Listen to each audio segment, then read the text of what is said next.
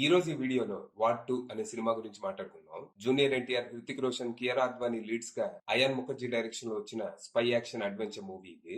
ఈ cinema story ఏంటి, దీని మీద నా ఒపీనియన్ ఏంటి అనేది ఇప్పుడు తెలుసుకుందాం పదండి. ముందుగా ఈ సినిమా స్టోరీ ఏంటంటే, ఒకప్పుడు రా ఏజెంట్ గా దేశం కోసం ప్రాణం పెట్టి పనిచేసిన మన కబీర్ తర్వాత కొన్ని పరిస్థితుల వల్ల రాని వదిలేసి ఓ మర్సనరీగా మారి డబ్బుల కోసం కాంట్రాక్ట్ కిల్లింగ్స్ మొదలు పెడతాడు. ఇక రీసెంట్ గా తనని ద కాలీ కార్టెల్ అనే ఓ ఇంటర్నేషనల్ టెర్రర్ గ్రూప్ కాంటాక్ట్ అయ్యి తమ కోసం పనిచేయాలని అడుగుతుంది. ఈ కార్టెల్ వెనుక ఎవరున్నారో తెలియదు కానీ వీళ్ళ ఇన్ఫ్లుయెన్స్ చాలా దేశాల మీద ఉంటది. ఇక ప్రస్తుతం వీళ్ళ కన్ను మన దేశం మీద పడుతుంది. ఇండియాని కంట్రోల్లోకి తీసుకోవడానికి ఒక పెద్ద ప్లాన్ ని సిద్ధం చేసిన వీళ్ళు అందులో భాగంగా కబీర్ ని హైర్ చేసుకుని తమ ప్లాన్ ని ఇంప్లిమెంట్ చేయడం మొదలు పెడతారు. ఇక ఈ విషయం తెలుసుకున్న మన రా ఏజెన్సీ కబీర్ ని ఆపడానికి స్పెషల్ ఏజెంట్ అయిన విక్రమ్ ని అపాయింట్ చేస్తుంది. మరి తర్వాత ఏం జరిగింది, అసలు కబీర్ ఎందుకు రాని వదిలేసి కాంట్రాక్ట్ కిల్లర్ గా మారాడు, కలీ కార్టెల్ లాంటి టెర్రర్ గ్రూప్ల నుంచి దేశానికి రక్షణ కల్పించాల్సిన వాడు వాళ్ళతోనే ఎందుకు చేతులు కలపాల్సి వచ్చింది, అసలు ఈ కలీ కార్టెల్ ఏంటి, వీళ్ళు మన దేశాన్ని కంట్రోల్లోకి తీసుకోవడానికి వేసిన ప్లాన్ ఏంటి, దీని వెనక ఎవరున్నారు, ఇంతకీ ఈ స్పెషల్ ఏజెంట్ విక్రమ్ ఎవరు, తన కథ ఏంటి, చివరికి కబీర్ ని ఆ కార్టెల్ ని అడ్డుకోవడానికి విక్రమ్ ఏం చేశాడు అనేది మీరు సినిమా చూసి తెలుసుకోవాలి. ఇక ఈ సినిమా అట్టట్టా ఉందనిపించింది. కథా కథనాలు రొటీన్ గానే ఉన్నా పర్ఫార్మెన్స్లు గానీ, కొన్ని ట్విస్ట్లు గానీ, కొన్ని యాక్షన్ ఎపిసోడ్స్ గానీ బానే ఉన్నాయనిపించింది. మన జూనియర్ ఎన్టీఆర్ క్యారెక్టర్ ని చాలా ఇంట్రెస్టింగ్ గానే డిజైన్ చేశారు కానీ దాన్ని హ్యాండిల్ చేసిన విధానం మాత్రం డిసప్పాయింట్ చేసింది. Cinema first half as it is war లానే ఉంటది. ఒక హీరో రోగ్ గా మారి దేశద్రోహానికి పాల్పడుతూ ఉంటే ఇంకో హీరో తను ఆపడానికి ట్రై చేస్తూ ఉంటాడు. క్యాట్ అండ్ మౌస్ చేజ్ లాగా ఒక యాక్షన్ ఎపిసోడ్ తర్వాత ఇంకో యాక్షన్ ఎపిసోడ్ అన్నట్టు సాగుతూ ఉంటది. అయితే ఈ యాక్షన్ సీక్వెన్సెస్ లో ఐడియాలు బానే ఉన్నా ఎగ్జిక్యూషన్ తేలిపోతూ ఉంటది.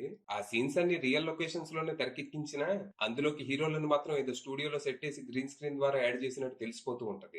ఇక ఎన్నో అంచనాలు పెట్టుకున్న జనాబే అలీ సాంగ్ బాగా డిసప్పాయింట్ చేసింది. ఏముందన్న ఆడ ఓన్లీ థియేటర్స్ అంట. ఇక ఇంటర్వెల్ ట్విస్ట్ సర్ప్రైజ్ చేస్తూ సెకండ్ హాఫ్ మీద అంచనాలు పెంచుతుంది.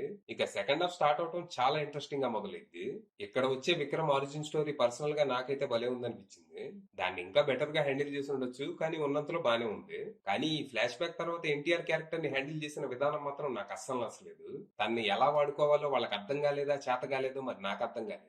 ఇంట్రెస్టింగ్ క్యారెక్టర్ ని చాలా రొటీన్ గా మార్చేశారు. ఇక క్లైమాక్స్ బానే ఉందనిపించింది. కాకపోతే ఈ క్లైమాక్స్ తర్వాత కూడా సినిమా అవ్వదు, సాగుతూనే ఉంటది. ఏంది ఇది ఇంకా అవదా అనిపిస్తుంది. ఇక పర్ఫార్మెన్స్ విషయానికి వస్తే వంక పెట్టడానికి ఏమీ లేదు.